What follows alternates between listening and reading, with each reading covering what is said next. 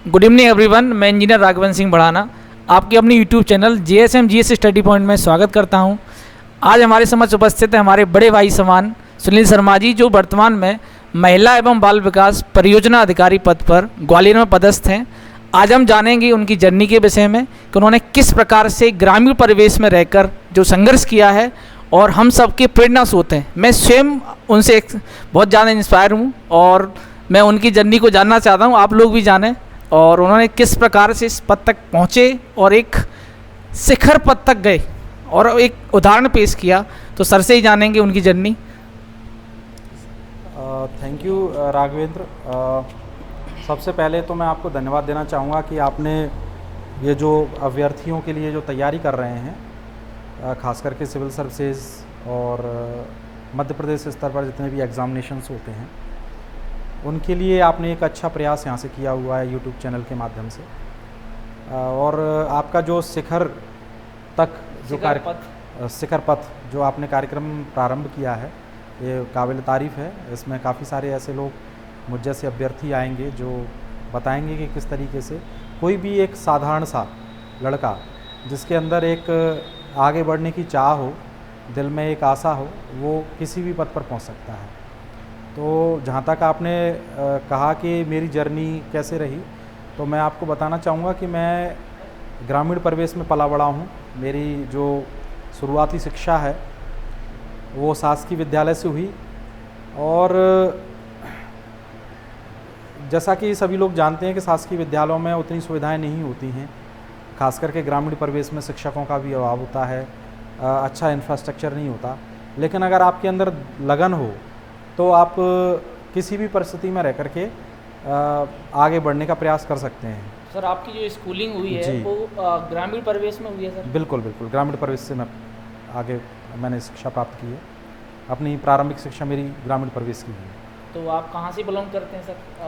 थोड़ा मैं मुरैना जिले के कैलारस कस्बा है, तहसील कैलारस है, वहाँ एक गाँव है रिजोनी गाँव। रिजोनी से मैं तो आपने सर गाँव का नाम रोशन किया सर। जी कह सकते हैं ऐसा। मुझे लगता है कि और भी मुझसे बेहतरीन प्रतिभाएं उस गांव में थी, लेकिन शायद उनकी उत्कंठा या उनके अंदर लगन उतनी नहीं थी। क्या होता है कि आप प्रतिभाशाली हो सकते हैं, तो प्रतिभा होना और प्रतिभा को सस्टेन रखना, ये दोनों अलग अलग चीज़ें हैं। आपने कछुए और खरगोश की कहानी सुनी होगी। जी सर। निश्चित रूप से खरगोश ज़्यादा तेज़ी से दौड़ सकता है, लेकिन उसमें सुस्ताने की प्रवृत्ति होती है, तो उसका परिणाम ये होता है कि वो रेस में अंततः हार जाता है। तो कई प्रतिभाशाली लोग होते हैं, लेकिन उनमें एक कंसिस्टेंसी नहीं होती, एक निरंतरता नहीं होती। ज़्यादातर लोग निरंतरता के अभाव की वजह से पीछे रह जाते हैं। ऐसा मेरा बच्चों का एक क्वेश्चन है जो मैं आपसे क्वेश्चन करूंगा। बिल्कुल। जैसे आपकी जो कैरियर के दौरान जो आपने संघर्ष किया, तो आपके लिए प्रेरणा स्रोत कौन था? आप माता पिता तो रहते ही हैं जी, इनके अलावा और कुछ सजेस्ट करें आप? माता पिता तो भाई पहले गुरु मुझे मेरे साथ एक अच्छी बात ये थी कि जब विद्यालयों की छुट्टी हो जाती थी और 2 महीने का 1.5 महीने का अवकाश रहता था, तो सामान्यतः लोग खेलकूद में लग जाते थे। मुझे कुछ खेलकूद, मैं ये नहीं कहता कि ख़राब है, लेकिन मेरी अभिरुचि शुरू से पढ़ने लिखने की तरफ ज़्यादा थी। तो मुझे मेरे पिताजी जो महान हमारे देश के लोग हुए हैं, उनकी जीवनियों की किताबें मतलब उनको बड़े चाव से पढ़ा करते थे और मुझे वहाँ से उनकी किताबें पढ़ने का चस्का लग गया। तो मैंने स्वामी विवेकानंद, महात्मा गांधी, शहीद भगत सिंह, इनकी किताबें मैंने शुरू से पढ़ी। लेकिन अगर कोई कहें कि सबसे ज़्यादा इंस्पायर पर्सनालिटी मुझे तो विवेकानंद लगती थी।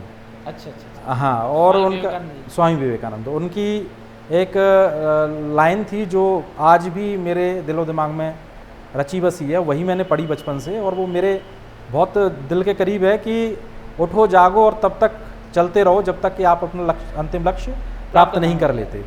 तो वो एक मोटिवेशन रहता था कि अंतिम लक्ष्य तक चलते रहना है, चाहे कितनी भी परेशानियां सर मैं अपनी ओर से बच्चों को बधाई दूंगा सर, आपने उस लक्ष्य को पाया जो आपका दृढ़ निश्चय था, वो आप फतेह कर पाए उसको कह सकते हैं। हालांकि लक्ष्य तो जीवन में बदलते रहते हैं परिस्थितियों के अनुसार, पर एक शासकीय सेवा में आकर के काफ़ी सारे लोगों के लिए जो काम करने का मेरा लक्ष्य था, जो मैंने तय किया था, उस तक मैं कुछ हद तक सफल रहा हूँ। अभी तक मैं शासकीय सेवा में आई हूँ, मुझे तकरीबन 5.5 साल हो गए हैं, पर अभी तो बहुत लंबा सफ़र है जो तय करना है।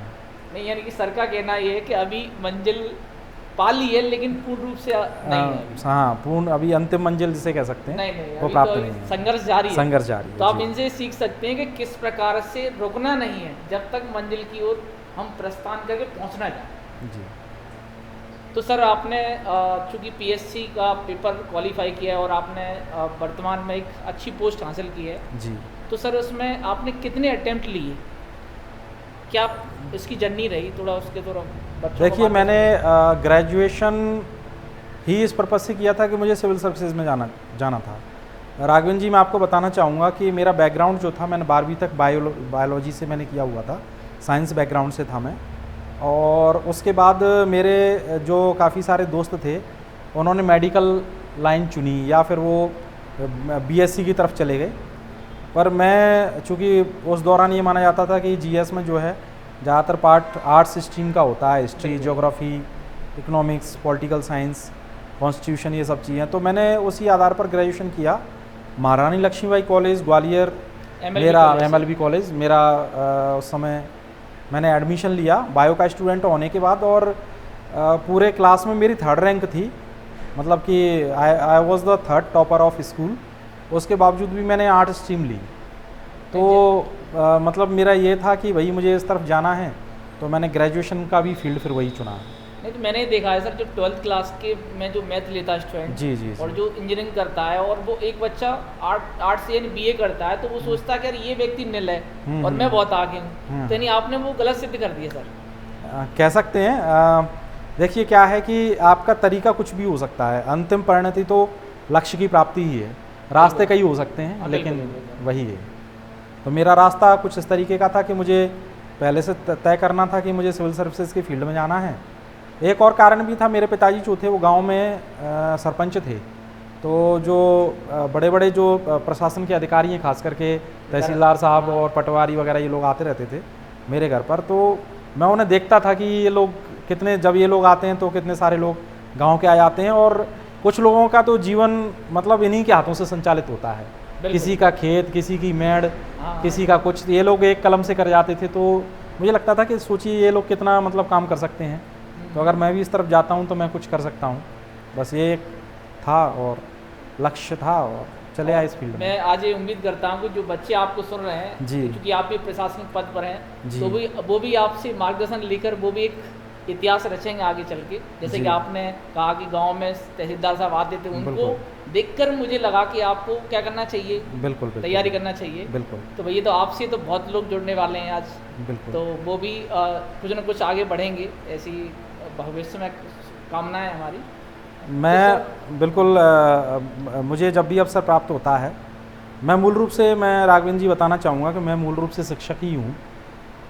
मैं गवर्नमेंट शिक्षक भी रहा हूँ अशोकनगर में, और उसके पहले मैंने शिक्षा को अपनी रुचि के अनुसार विद्यार्थियों को देने का मैं काम करता रहा हूँ, मार्गदर्शन देना। और अभी भी मैं जब कहीं अपने अभी फील्ड में हूँ, जैसे मुरार में ही हूँ, तो मैं आपको बताना चाहूँगा कि यहाँ पर बालिका विद्यालय में मैंने कई बार क्लासेस ली हैं, और कहीं पर भी इस तरीके का अवसर मुझे मिलता है कि समय रहता है, तो मैं बच्चों के बीच में पहुँच जाता हूँ उनको मार्गदर्शन देने के लिए। तो मुझे उम्मीद है कि अगर मैं कुछ बता रहा हूँ तो केवल एक अधिकारी होने के नाते नहीं, बल्कि एक शिक्षक होने के नाते भी बता रहा हूँ, और पूरी जिम्मेदारी के साथ कह रहा हूँ कि आप बस अपने दिल में लगन रखिए, मंजिल ज़रूर मिलेगी, थोड़ी देर से ही सही, लेकिन मिलती ज़रूर है। जी सर। तो सर आपने जैसे पीएससी दिया, पहला अटेम्प्ट कब दिया सर आपने? पीएससी का पहला अटेम्प्ट मेरा 2008 में दिया था मैंने पहला, और उस समय मैं सिविल सर्विसेज यानी यूपीएससी की तैयारी के लिए मेरा दृढ़ निश्चय था कि मैं यूपीएससी भी मुझे निकालना है। तो बेसिकली मैंने यूपीएससी को अपने माइंड में रखा हुआ था। एक मैगज़ीन प्रतियोगिता दर्पण करके आती है, तो वो मैं पढ़ता रहता था। उसमें जो सफल अभ्यर्थी होते थे उनके इंटरव्यूज़ वगैरह पढ़ता था, तो उसमें उनके द्वारा जो किताबें सजेस्ट की जाती थी, तो वो मैंने ग्वालियर में किताब घर से जा कर के एक एक चुन करके वो किताबें मैंने इकट्ठा की। फिर मैंने एक पर्सनल लाइब्रेरी अपनी मेंटेन करी, उसमें मैं उन किताबों को लगातार पढ़ता रहता था, और मुझे ये लगता था कि मैं यूपीएससी क्लियर कर लूँगा।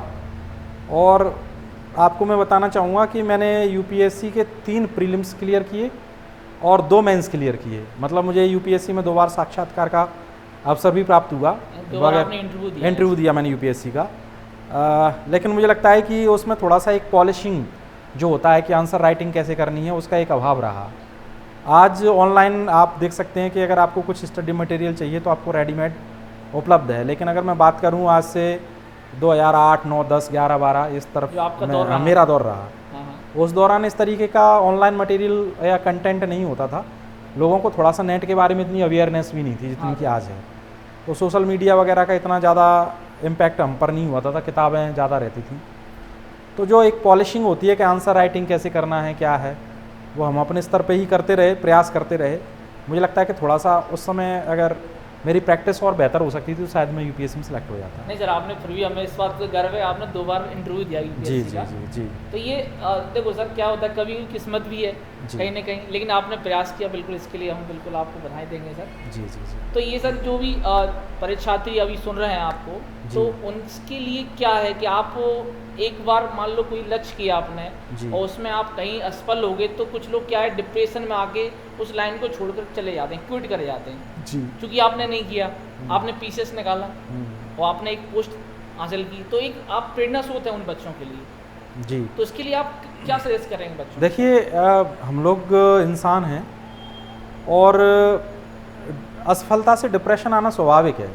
ये कोई ऐसी प्रक्रिया नहीं है जैसे हम ये कहें कि नहीं भाई आप बहुत कमज़ोर व्यक्तित्व वाले हो इसलिए आप डिप्रेशन में आ जाते हो, कि कोई व्यक्ति, और मुझे नहीं लगता कि कोई भी व्यक्ति ऐसा होगा जो कभी असफलता के कारण अवसाद से ना जूझा हो। किसी व्यक्ति की मान से मान व्यक्ति की जीवनी उठा के देख लीजिए आप, सभी लोग, क्योंकि हम लोग ह्यूमन बीइंग हैं और हमारे इमोशंस हैं, तो इमोशंस अगर रहेंगे तो डेफिनेटली डिप्रेशन का भी एक दौर आएगा। पर उसमें आपको निकलना कैसे है, जूझना कैसे, आगे बढ़ना कैसे है। इंसान के पास एक ही चीज़ जो कीमती है, जो ईश्वर ने उसको दी है, वो है उम्मीद। आप कभी उम्मीद का दामन मत छोड़िए। अगर आपको लगता है कि आप तैयारी कर रहे हैं और इस फील्ड में लंबे समय से हैं और कुछ नहीं कर पा रहे हैं, तो इसमें 2 चीज़ें हो सकती हैं। एक तो आप एक साइड विकल्प बना के रखिए कि जैसे आप कोई पैरेलल ऐसा डिग्री या डिप्लोमा या कोर्स कर लीजिए जो आपको भविष्य में रोज़गार के अवसर दे सके। जैसे मैं आपको बताऊं कि मैं ग्रेजुएशन और पोस्ट ग्रेजुएशन करने के बाद मैंने नेट का एग्ज़ाम भी क्लियर किया और साथ में मैंने बीएड भी किया दिल्ली यूनिवर्सिटी से। तो एक मेरे पास ऑप्शन था कि अगर मैं सिविल सर्विसेज के फील्ड में सक्सेसफुल नहीं रहता हूं तो I will start my journey from the beginning as a teacher. और मुझे कई जगह अपॉर्चुनिटी भी मिली एज ए शिक्षक। बाद में मैं सरकारी जॉब में भी गया एज ए टीचर। पर मैंने उस दौरान भी बच्चों को पढ़ाने के पश्चात भी, एक तो मैं इस दृष्टिकोण से बच्चों को पढ़ाता था कि मैं खुद अपने आप को पढ़ा रहा हूँ, ठीक है, और दूसरा ये रहता था कि बच्चों को पढ़ाने के बाद जो मेरे पास समय बचता था उस समय का सदुपयोग करके मैं अपनी जो मेरे नोट्स या किताबें थी उनको मैं लगातार पढ़ता रहता था, रिवाइज़ करता रहता था। तो उसका फल मुझे ये मिला कि जब मैंने MPPSC दिया, अभी आप पूछ रहे थे कि MPPSC की जर्नी कब स्टार्ट हुई, तो बेसिकली मैं आपको बता दूं कि मैंने MPPSC की कोई जर्नी स्टार्ट नहीं की थी। 2007 से मैंने आफ्टर पोस्ट ग्रेजुएशन मैंने UPSC की तैयारी स्टार्ट की और 2007 और 8 और 9 और 10 मैं लगातार 4 UPSC के अटैम्प्ट मैंने दिए, जिसमें से मैंने 3 मेंस लिखे और 2 बार मैंने मेंस भी क्लियर किया। तो हाँ, इंटरव्यू कॉल मेरा हुआ। पर फाइनली चूँकि जनरल कैटेगरी में थे, 4 अटैम्प्ट मिलते थे, फिर बाद में एज बढ़ करके और उसमें ये भी हो गया कि कुछ और अटैम्प्ट भी आप दे सकते हैं। लेकिन तब तक ऐसा था कि मुझे जॉब मिल गई थी, तो फिर मैं UPSC को छोड़ करके और उस 1 साल मैंने अपनी गवर्नमेंट जॉब को दिया शिक्षक के तौर पर। 1-2 साल उसमें मैंने अच्छे से प्रयास किया, वहाँ पर भी मैंने सुधार किया। देखिए, अगर आपको समाज में बदलाव लाना है तो उसके लिए आवश्यक नहीं है कि आप अधिकारी ही हों, आप किसी भी स्तर पर अच्छा प्रयास कर सकते हैं जब आपकी उद्देश्य महान होते हैं और आपके मन में विचार भी पवित्र होते हैं। तो आप पक्का मान के चलिए कि ऊपर वाला आपको देख रहा होता है, वो आपको कहीं ना कहीं पहुंचा देता है जहां आप डिजर्व करते हो। जैसे कि मैंने जो आपकी जर्नी के बारे में PSC ले लो आप, जी जी, जैसे कि आपने 12 अटेम्प्ट किया तो 13 में भी दिया, जी, जी, और रेल्ट 16 तक आ रहा है। जी जी जी। तो आपने जो 3 से 4 साल का जो वेट किया, हाँ, उस दौर में आपके पास शिक्षक का जो काम था मेरे पास हाँ, में। हाँ। हाँ हाँ, 3 साल मैंने एज ए शिक्षक के तौर पर काम किया अच्छा अच्छा। और उस दौरान मैंने अपने काम को एंजॉय भी किया, मैं बताऊं। मतलब मुझे ये नहीं लगा कि मैं ये मान के चल रहा था कि मेरे पास एटलीस्ट ये काम तो है जो मैं कर ही रहा हूँ शिक्षक के तौर पर। 2013 में विज्ञप्ति निकली थी, 2014 में प्रीलिम्स का एग्ज़ाम हुआ, फिर 2015 में मेंस हुआ, उसके बाद 2016 में मेंस का रिजल्ट आया। 25 जून 2016 को मुझे याद है अच्छे से, मेरा रिजल्ट आया था जिसमें मेरा सिलेक्शन हो गया था। सर अलग ही फीलिंग होती है सर उस दिन। मतलब कि सोचिए आप 3 साल वेट करने के बाद फिर आप देखिए कि मुझे 8 महीने और वेट करना पड़ा ज्वाइनिंग के लिए। 17 फरवरी में जाकर के मुझे ज्वाइनिंग मिली। यानी कि लगभग 4 साल का मतलब हाँ, अगर कहें तो ये 4 साल का पीरियड था। अभी भी काफ़ी सारे हिम्मत हारने का सवाल इसलिए नहीं होता क्योंकि मैं उस समय जो काम कर रहा था उसको भी इंजॉय कर रहा था। हाँ, शिक्षक के पद। हाँ, मतलब आप अगर साइड से कोई भी काम कर रहे हैं तो ऐसा नहीं है कि उसको ट्रॉमा में लेके करें, आप उसको एंजॉय के साथ करें। हाँ, ये तो है। मतलब कि आप सीख ही रहे होते हैं। बस समय, मैं इसमें विद्यार्थियों से कहना चाहूँगा कि सबसे अल्टीमेट और सबसे कीमती चीज़ है समय। हाँ सर। आप अपने समय का सदुपयोग कैसे कर सकते हैं वो इम्पोर्टेंट है। मैं कभी ये नहीं कहता कि आप यूपीएससी के या पीएससी की तैयारी कर रहे हैं तो आप मूवी देखने मत जाइए। मैं कभी ये नहीं कहता कि आप अपने दोस्तों के साथ घूमने मत जाइए। मैं कभी ये नहीं कहता कि आप अपने जो आपके अंदर कुछ एक इन्जॉयमेंट की प्रवृत्ति है, घूमने फिरने का शौक़ है या कुछ हॉबी है, उसको आप मार दीजिए कि आप बिल्कुल एकदम तपस्वी बन जाइए। मैं ऐसा नहीं कहता। मैं ये कहता हूँ कि हर चीज़ का समय है। आप 4 दिन अच्छे से पढ़ाई करिए, 5वें दिन आप पूरा अधिकार है कि आप 5वां दिन कंप्लीटली इंजॉय कीजिए। मतलब फ्री एंड हो गया। हाँ बिल्कुल। मतलब और इसके अलावा ये है कि आप जो भी काम कर रहे हैं उसमें से समय चुराएं उसमें से आप। चलो सर, मैं ये पूछना चाहूँगा आपसे, जी। जैसे कि आपने जो जर्नी की, अब बच्चे सुन रहे हैं इस चीज़ को, तो इसमें जी। एक मुझे क्वेश्चन पूछना है सर आपसे कि बिल्कुल। जैसे कि आपने नौकरी के दौरान, हाँ शिक्षक की जो जॉब है उसके दौरान जो आपने समय निकाल कर जो पढ़ाई की, बिल्कुल तो इससे सिद्ध होता है कि कुछ बच्चे क्या है आर्थिक रूप से कमज़ोर होते हैं बिल्कुल बिल्कुल और वो क्या है पूर्ण रूप से समय नहीं दे पाते, जी तो वो जॉब करने के बाद जो अर्निंग होती है उनकी उससे वो पढ़ते हैं। बिल्कुल तो ठीक है। उनके लिए क्या मोटिवेशनल होना चाहिए सर? जो आपने उदाहरण पेश किया, जैसे आप चलो शिक्षक थे, उसके बाद समय निकाला, कोई व्यक्ति जॉब कर रहा है उसके पास समय नहीं है, फिर भी वो समय निकाल के पीएससी निकाल सकता है या नहीं सर? मैं देखिए एक चीज़ मैं आपको बता दूं कि मेरे पिताजी एक्सपायर हो गए थे और हम चूँकि परिवार बड़ा था तो आर्थिक समस्याओं से मुझे भी काफ़ी जूझना पड़ा। मैं दिल्ली तैयारी करने गया तो मेरे पास संसाधन नहीं थे और मतलब मेरे फैमिली का ये कॉल था कि आप वापस आ जाओ। तो मैंने कहा कि मैं अपने संघर्ष को जारी रखूँगा, सफलता मिले या ना मिले एक अलग चीज़ है। उस दौरान मैंने अपनी सबसे इम्पॉर्टेंट चीज़ है स्किल को सुधारना। मैंने अपनी इंग्लिश को इम्प्रूवमेंट किया और यूपीएससी की तैयारी कर रहा था तो कंटेंट मेरे पास था। मैंने सर्च किए तो मुझे कुछ ट्यूशन्स वगैरह भी मिले। आप बिलीव करिए कि मैं दिन में बीएड की क्लासेस अटेंड करता था, शाम को मैं ट्यूशन्स पढ़ाने जाता था और कभी कभी रात के 11-12 बजे लौट करके आता था। फिर उसके बाद अपनी आगे की पढ़ाई भी करता था। मतलब मैं 2 बजे सोता था, सुबह 5-6 बजे उठ भी जाता था। अगर आपके पास संसाधन नहीं है तो इसका मतलब है कि आपको डबल मेहनत करने की ज़रूरत है। हाँ, तो सर आपने बच्चों को पढ़ाया, उसके हाँ। बाद जो अर्निंग हुई उससे आपने पढ़ाई की। बिल्कुल बिल्कुल तो यानी कि बच्चों को ये आप संदेश दे रहे हैं कि मतलब हम कर सकते हैं, बिल्कुल लक्ष्य कर हमारा सकते हैं, हो। बिल्कुल कर सकते हैं। अगर किसी के पास संसाधन नहीं है, मान लीजिए आर्थिक तौर पर कोई कमज़ोर है, तो वो साइड से कुछ काम करते हुए भी पढ़ सकता है। सर मुझे ऐसा लगता है, जो मैंने अभी तक का जीवन जो जिया है, तो मुझे जी। मैंने देखा है जहाँ संघर्ष है वहीं बड़ी सफलता है सर। बिल्कुल, मतलब जितना आपका एक विवेकानंद की फिर मैं आपको एक कथन कहना चाहूँगा कि आपका संघर्ष और इंतज़ार जितना अधिक होगा, मिलने वाली जीत भी उतनी शानदार होगी। ये बिल्कुल जैसे फैक्ट आपने बात है। समझ उदाहरण पेश है मोदी जी, जी बिल्कुल संघर्ष किया, आज देखो सर सबसे बड़ा पद है। बिल्कुल। क्या होता है कि संघर्ष एक जो डार्विनवाद का सिद्धांत है, सर्वाइवल ऑफ द फिटेस्ट, हाँ, जो संघर्ष करेगा वो जीवित रहेगा। आज ये है कि कभी ऐसी परिस्थितियाँ भी आती हैं कि जैसे हम फील्ड में जाते हैं कभी कभी। अभी यहाँ तो मैं चूँकि महानगर ये क्षेत्र में ही रह रहा हूँ, हाँ। पर इसके पहले मैं कुछ ग्रामीण क्षेत्रों में इंटीरियर में भी काम करके आया हूँ। वहाँ ऐसा होता था कि जाने के लिए रास्ता नहीं होता था कि आपकी गाड़ी चली जाए, तो मैं 10-10 किलोमीटर पैदल चल करके भी गाँव में पहुँचा हूँ आंगनबाड़ी केंद्र चेक करने। या फिर मतलब सरकार की कोई योजना है, कोई कार्यक्रम चल रहा है, मतदान कराने एक जगह मैं अपने साथियों के साथ तकरीबन 7 किलोमीटर पैदल वीपैट मशीन लेकर के भी गया था।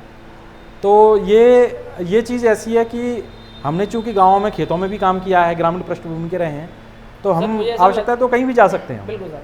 तो आपने ये सब जैसे कि आपके पिताजी सरपंच रहे, बिल्कुल। तो उनसे आपने सीखा होगा कि किस प्रकार से जन सेवा की जाती है। बिल्कुल बिल्कुल। उन्हीं के गुण सर आप में एक्टिवेट हुए और बिल्कुल। आपने देखो 7 किलोमीटर तक गए। जी। तो ये सर माता पिता का बड़ा योगदान होता है जीवन में, जो मेरा मानना है। आपका भी सर क्या मत है सर? बिल्कुल, माता पिता से जो आप सबसे पहले सीखते हैं वो ये है कि एक जीवन पद्धति आप उनसे सीखते हैं। उठना कब है, सोना कब है, खाना कब है, पहनना कैसे है, बैठना कैसे है। जो आचार विचार है वो आप अपने परिवार से सीखते हैं, अपने खास करके माता पिता से। माता पिता ही आपके रोल मॉडल होते हैं। बिल्कुल। तो मेरे पिताजी जो है वो अधिकतम समय जनसेवा के लिए देते थे। मतलब कि अगर कोई व्यक्ति रात में भी उनके पास आके कहता था कि साहब ये काम है और मैं पढ़ा लिखा नहीं हूँ, मेरी कोई चिट्ठी लिखनी है, एक आवेदन कहीं देना है, तो मेरे पिताजी स्वयं लिखते थे उसके लिए, उससे बाद में साइन करवा लेते थे या अंगूठा लगवा लेते थे, वैसे करते। तो मैंने उनकी देखा कि उनके अंदर कितना सेवा भाव है। तो अगर आपके अंदर सेवा भाव की भावना है तो आप डेफिनेटली करते हैं उस चीज़ को। तो सर आप थोड़ा सा प्री के डिस्कस बात कर लेंगे कि 19 जून को प्री है जी, 19 जून को 2021 का प्री है। बिल्कुल। तो अब बच्चों को क्या रणनीति बनाना चाहिए कि किस प्रकार से वो वहाँ झंडा गाड़ पाएंगे?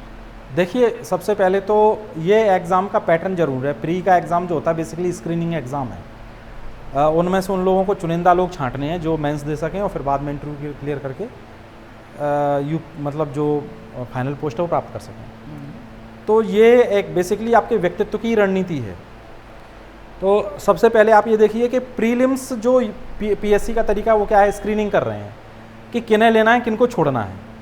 तो प्रीलिम्स में आप भी ये स्ट्रेटजी अपनाइए कि क्या पढ़ना है, क्या छोड़ना है। ठीक है, मतलब पढ़ना क्या है और क्या छोड़ना है। तो इसमें पढ़ना है, जैसे मान लीजिए कुछ बुक्स वगैरह आप जो भी पढ़ते हैं, मान लीजिए मैं कहूँगा अगर आप एमपी के लिए पर्टिकुलर पढ़ रहे हैं, तो एमपी के लिए अगर आप मुकेश माहेश्वरी पढ़ रहे हैं या क्या बोलते हैं आप सादाब अहमद सिद्दीकी पढ़ रहे हैं, तो फैक्ट्स जो हैं वो फैक्ट्स आपके दिमाग में होने चाहिए, लेकिन फैक्ट्स विद कंसेप्ट होने चाहिए। मतलब अगर आप उसे रट करके उतारने की कोशिश करेंगे तो ये हो सकता है कि आप कुछ समय तक उस चीज़ को याद रख पाएँ, लेकिन कुछ समय बाद उसको भूल जाएँ। उसके साथ एक कहानी जोड़िए, कहीं ना कहीं उसकी डिटेलिंग में भी जाइए। तो फैक्ट आपके दिमाग में होना चाहिए, लेकिन उसके पीछे की जो बेसिक एक स्टोरी है वो भी आपको पता होना चाहिए। जैसे अगर कहें कि अकबर ने जजिया कर कब समाप्त किया, तो 1563 में उसने समाप्त किया। यस। अब आप कहें तो उसके आप ये देखेंगे कि उसने लगातार सुधार किए 1561 से। उसने 5061 में कुछ किया, दास प्रथा समाप्त की। उसके बाद 5062 में तीर्थ यात्रा कर समाप्त किया। फिर उसने ये उसकी एक मतलब एक चरणबद्ध तरीके से किया। तो आप ईयर को रखने में कई लोगों को कठिनाई होती है कि कब ये किया, तो आप बजाय ऐसे करने के उसको ऐसे पढ़ें कि इस साल में ये किया, इस साल में ये किया, इस साल में किया, है ना। तो आप एक कोसिक्वेंस के तौर पर पढ़िए, ठीक है। तो वो क्या रहेगा, आपके दिमाग में रहेगा कि हर फैक्ट के पीछे कुछ ना कुछ कहानी है, कहानी कनेक्ट करके कहानी है। तो उससे क्या आपको लंबे समय तक चीज़ें जी याद रहेंगी। बिल्कुल। तो सर जैसे कि आपके समझ ये सिलेबस है एमपीपीएससी प्री का ही है। हाँ हाँ हाँ। तो सर इसमें जैसे कि पहली और तीसरी और पांचवी जो यूनिट है जी, तो इसमें 5 यूनिटें एमपी की हैं। बिल्कुल बिल्कुल। तो सर एमपी के लिए हमें किस बुक को आप सजेस्ट करेंगे सर? देखिए मेरा मानना ये है कि आप जो है जहाँ तक पहले यूनिट का सवाल है मध्य प्रदेश का इतिहास, संस्कृति और साहित्य, तो इसमें आप डिटेलिंग के लिए सादाब अहमद सिद्दीकी की बुक के लिए जा सकते हैं। यानी सादाब अहमद सिद्दीकी जो उपकार प्रकाशन की बुक आती है। मैंने उससे मतलब उसको काफ़ी पढ़ा, एक एक लाइन उसकी मैंने पढ़ी। उसमें हो सकता है कि कुछ डाटाबेस बहुत अपडेट ना मिले आपको, उसके लिए आप दूसरी किताबों पे भी जा सकते हैं। जैसे मुकेश माहेश्वरी है, और करंट अपडेट के लिए आप घटना चक्र, समसामयिक घटना चक्र वगैरह पढ़ सकते हैं। तो ये सब चीज़ें आप उसके साथ है ना रखिए। बाकी आप लगातार मध्य प्रदेश जो मतलब मध्य प्रदेश साहित्य परिषद है उसकी कुछ किताबें निकलती हैं, उसमें से भी आप ले सकते हैं। हिंदी ग्रंथ अकादमी की जो है ना, उसमें से भी कुछ किताबें हैं देखने लायक हैं, तो आप देख सकते हैं। उनमें से भी काफ़ी मटेरियल मिल जाता है। विवेकानंद जी ने कहा है कि सर एक बुक को पढ़ना चाहिए सर। नहीं, देखिए क्या है कि एक बुक का मतलब ये है कि आप अगर एक बुक पढ़ के रख देंगे तो हो सकता है कि किसी दूसरे बुक में जो आपको नॉलेज मिल रही है वो आपको ना मिल पाए, ठीक है। तो एक बुक को मैं ये कहता हूँ कि आप अच्छे से बिल्कुल पढ़ लीजिए, लेकिन उसको क्रॉस चेक करने के लिए कि कहीं उसमें डाटा गलत ना हो, दूसरी किताबें भी पढ़ना चाहिए। एक दूसरे में कुछ मैटर मिले उसको कनेक्ट करना चाहिए बिल्कुल, और इससे फ़ायदा भी मिलता है, पता है। कुछ बच्चे क्या दूसरी को दोबारा पढ़ लेते हैं, उसी नई बुक को पढ़ते हैं, जिससे क्या होता है उसमें पकड़ कमजोर हो जाती है। नहीं, आप एक किताब को तो अपना बेस रखिए। जैसे मैं बता रहा हूँ कि मैंने मध्य प्रदेश के लिए सादाब अहमद सिद्दीकी को अपना बेस रखा, वो मेरी बेस किताब थी, मतलब जिसको मैं जाते समय मुझे पता था कि पढ़ना प्री और मेंस दोनों के लिए, ठीक है। बट उसके साथ साथ मैं दूसरी किताबें भी फैक्ट और इन सब चीज़ों को एक इम्प्रोवाइज़ करने के लिए, एक लगातार मेमोरी में रखने के लिए पढ़ता रहता था। तो अगर मार्केट में कुछ मिलता है तो आप बिल्कुल उसको पढ़िए। जी सर, ये दूसरी जो बुक यूनिट है इसमें भारत का इतिहास, आप इसके लिए कौन सी बुक सजेस्ट करना चाहेंगे छात्रों को? देखिए, इसमें बेसिकली 4 यूनिट्स हैं आपकी। ये जो है सेकंड यूनिट के लिए मैंने मैक्सिमम जो है मतलब कि एनसीईआरटी की बुक्स पढ़ी, जिसमें आपके पुरानी जो एनसीईआरटी की बात मैं कर रहा हूँ, सतीश चंद्रा है, बिपिन चंद्रा है, और आपके DN झा और श्रीमाली की जो है किताब एंशिएंट के लिए, वो मैंने ये 3 किताबें अलग अलग, मतलब मेडिवल के लिए मैं सतीश चंद्र पर टोटल डिपेंड रहा, मॉडर्न के लिए मैं बिपिन चंद्र पर टोटली डिपेंड रहा, और इसके लिए जो एंशिएंट है इसके लिए मैं रामशरण शर्मा और DN झा पर टोटली डिपेंड रहा। एक आपने 3 बुक का हाँ, 3 में अलग अलग, और जॉन में जाने के लिए अलग अलग बुक्स मैंने पढ़ी है। जी ओके सर, जो चौथी यूनिट में भारत एवं विश्व का भूगोल है जी वर्णित है इसमें जी, तो इसके लिए सर जो छात्रों का ये कहना है कि सर कौन सी बुक पढ़ें और जिससे हम आपकी तरह अधिकारी बन पाए? देखिए, मेरा मानना ये है कि भूगोल के लिए आप ज़्यादातर अच्छा होगा कि आप कुछ मैं बता रहा हूँ, महेश वर्णवाल भी आप बेस किताब बना सकते हैं, है ना, बहुत अच्छी किताब है, बेस किताब है। मैंने भी उसी को अपना जो है बेस किताब बना के चला था, जो मेन किताब होती है। इसके अलावा मैंने एनसीईआरटी की बुक्स वगैरह भी पढ़ी थी, मतलब 11वीं 12वीं क्लास की जो बुक्स आती हैं, भारत का भौतिक भूगोल करके आती है। हाँ, तो वो भारत का भौतिक और सामाजिक भूगोल मैंने जो किताब है एनसीईआरटी की, वो मैंने पढ़ी थी। मैंने बताया ना कि यूपीएससी बेसिकली मेरा रहा था, तो मेरा हिस्ट्री और ज्योग्राफी यूपीएससी के लेवल से ऑलरेडी प्रिपेयर था, बेसिकली स्ट्रॉन्ग था। तो मैंने बताया ना कि बेस किताब जो होती है, बेस मैंने महेश वर्णवाल को इसमें बनाया, और उसके बाद मैंने एनसीईआरटी से भी पढ़ा। मैंने इसमें बेसिकली जो डायग्राम्स और मैपिंग होती है उस पर काफ़ी फोकस किया हुआ था, तो मुझे मैपिंग बहुत अच्छी आती थी। आज भी मैं इंडिया का मैप, मध्य प्रदेश का मैप बहुत अच्छे से बना लेता हूँ, कौन सा डिस्ट्रिक्ट कौन सी लोकेशन पे है, कौन सी फसल कहाँ होती है, कौन सा मिनरल कहाँ मिलता है, कौन सी नदी कहाँ से बहती है, ये मैं आज भी डायग्राम पर उसको उतार सकता हूँ। तो ये भूगोल में आपको इस तरीके से उस लेवल पे जाना चाहिए। भूगोल में आपको डायग्राम से पढ़ना चाहिए, बिल्कुल, डायग्राम को आधार बना के पढ़ना चाहिए। सर, जो 5वीं जो यूनिट है जी, राज्य का संवैधानिक व्यवस्था और राज्य की अर्थव्यवस्था, नहीं मध्य से संबंधित यूनिट है 5वीं प्री में जी। तो इसके लिए आप क्या रणनीति आपने बनाई उस समय, या इस समय आप बच्चों को क्या बनानी चाहिए? देखिए, ये तो आपको बेसिक जब मध्य प्रदेश का पॉलिटिकल या कॉन्स्टिट्यूशनल स्ट्रक्चर पढ़ते हैं तो इसके बारे में तो आपको नॉलेज होनी चाहिए। मैं फिर भी बताऊंगा कि मैंने जो एमपी का बेस बनाया था वो सादाब अहमद सिद्दीकी की किताब है, उसमें भी अच्छी सी ये यूनिट दे रखी हैं, तो बेसिकली मैंने वहीं से इसको पढ़ा था। सादाब अहमद सिद्दीकी जी, और मुकेश माहेश्वरी।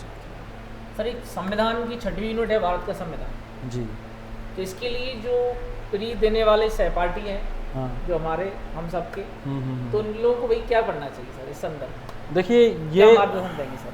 संविधान दो फेजेस में हमें देखना है। एक तो ये है कि हम इसका एक फैक्चुअल एस्पेक्ट्स लेके चलें, प्री के लिए खास करके, कि संविधान सभा का गठन कब हुआ, इसमें पहली बार जो संविधान सभा के सभापति वो कौन चुने गए, परमानेंट कौन चुने गए, फिर इसमें कितने मेंबर थे, है ना। या फिर अगर हम बात करें जैसे कि इसमें जो दिया हुआ है मेंशन अलग से कर दिया सर, 1919-1935, हाँ, ये बेसिकली 1919 और 1935 का जो स्ट्रक्चर है, ये आपका इसको मॉन्टेग्यू चेम्सफोर्ड, हाँ, और भारत परिषद अधिनियम के नाम से जाना जाता है ना। हाँ सर। तो ये 2 बेसिक अधिनियम है। इन अधिनियमों को आपको बहुत डिटेल में जाके पढ़ना चाहिए कि स्ट्रक्चरल क्या सुधार आए। जैसे कि जो वायसराय की कार्यकारिणी होती थी उसमें मेंबरों की संख्या कितनी बढ़ गई थी, और उसकी जो संघीय परिषद होती थी, जैसे आज हम कह सकते हैं संसद बेसिकली, उसमें कार्यकारिणी मतलब मंत्रिमंडल हाँ है ना, और जो संघीय परिषद मतलब संसद, हाँ। तो इनमें 1919 में क्या चेंजेस आए थे, कितने मेंबर बढ़े, फिर 1935 में जाके कितने मेंबर बढ़े। ठीक है, एक चीज़ और मैं आपको बता दूं कि इसमें राज्य परिषदों का या राज्य विधानसभाओं का उल्लेख था 1919 के अधिनियम में। मतलब पहली बार ऐसा हुआ कि जो एडमिनिस्ट्रेशन था वो स्टेट लेवल तक पहुंचा। ठीक है, प्रांतों में द्वैध शासन प्रांतों में द्वैध शासन प्रणाली लागू की गई। हाँ। और वहाँ पर जो है उसमें सेंट्रलाइज कर दिया गया उनसे, केंद्र में द्वैध केंद्र में हाँ द्वैध शासन आया। हालांकि वहाँ पर एक जो संघीय संसद की व्यवस्था थी वो कभी इम्प्लीमेंटेड नहीं हुई, हाँ सर। बट इससे लेकिन वहाँ पर जो वायसराय की कार्यकारिणी थी उसका विस्तार जरूर किया गया। सर, तो इसमें ये हाँ संविधान में मैंने जो 2 साल का जो पेपर हम देखे 19 का और 20 का, जी जी जी पंचायतों से पोषण बहुत ज़्यादा आ रहे हैं। बिल्कुल आ रहे हैं, और वो इसलिए भी ज़रूरी है कि देखिए आज शासन का जो ये है कि प्रशासन का अधिकतम विकेंद्रीकरण किया जाए, और इसलिए पंचायतों को पावर भी दिए गए हैं। आज देखें खास करके मध्य प्रदेश का जो मॉडल है उसमें पंचायतें बिल्कुल ज़मीनी स्तर पर काम कर रही हैं, और जब पंचायतें ज़मीनी स्तर पर काम कर रही हैं तो आप एज ए खास करके मध्य प्रदेश की ज़्यादातर आबादी जो है वो आज भी ग्रामीण क्षेत्र में रहती है, तो आपको पता होना चाहिए कि पंचायत को क्या क्या पावर हैं, क्या क्या पंचायतें कर सकती हैं। जैसे कि 19 का पेपर मैंने दिया सर जी। प्री का, हाँ। मैंने क्वालिफाई किया था, मेंस भी लिखा था। तो उसमें एक क्वेश्चन था कि कितने सरपंच यानी चुनाव हो चुके हैं। हाँ। तो मैं पेपर में बैठा, मैंने सोचा मैंने यार ये तो मैंने कहीं पढ़ा नहीं है। हाँ। तो मैं अपने गांव पहुंच गया पेपर में ही। हाँ। तो मैंने देखा गांव में कितने सरपंच बने, हाँ। तो मैंने एक एक करके गिना उनको, मैं कहीं भूल ना जाऊँ। हाँ। तो मैंने देखा कि 5 सरपंच बने। हाँ। तो मैंने क्या कि इसमें 5 लगा दी कि 5 बार चुनाव हुए। हाँ। और मैंने जब 12 के देखा क्वेश्चन सही था तो बड़ा अच्छा फील हुआ। बिल्कुल, तो बिल्कुल। पेपर के दौरान सब कुछ सोच के चलना पड़ेगा। बिल्कुल बिल्कुल, ये है ही। इसलिए देखिए जो सिविल सर्विसेज के खास करके एग्जाम्स होते हैं वो आपकी ग्रास रूट लेवल की नॉलेज को चेक करने के लिए रहता है। ये केवल आप किताबों से ही नहीं बल्कि उस अनुभव को जी करके भी आप मतलब निकाल सकते हैं। हाँ, तो वो मुझे उस दिन बड़ा खुशी हुई। मैं 12 के मैं देखा कि नहीं यार देखो सरपंच गिनने से सही हो गया। ठीक और वो पेपर भी निकल गया सर। चलो बधाई हो आपको इसके लिए। सर ये साइंस पे थोड़ा सा फोकस। देखिए साइंस के लिए मैं वही कहूँगा कि साइंस के लिए आप एनसीईआरटी पर ज़्यादा डिपेंड करें।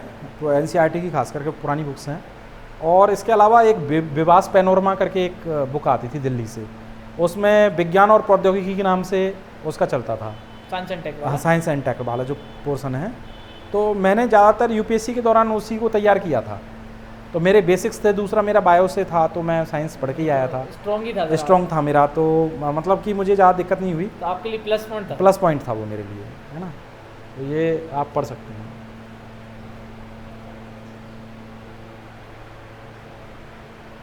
तो सर 8वीं यूनिट जो है जिसमें राष्ट्रीय समसामयिक घटना है अंतर्राष्ट्रीय स्तर पे, इसके लिए तो सबसे ज़्यादा बुक्स और मटेरियल मार्केट में अवेलेबल है।